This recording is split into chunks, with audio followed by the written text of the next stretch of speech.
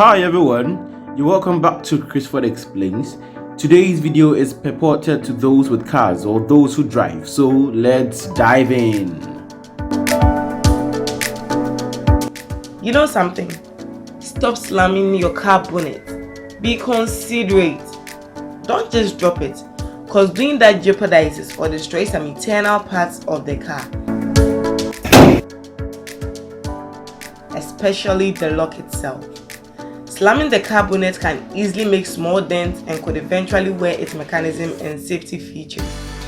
In addition, closing the bonnet the right way will provide a longer lifespan and also help to protect the engine and some essential components of the car.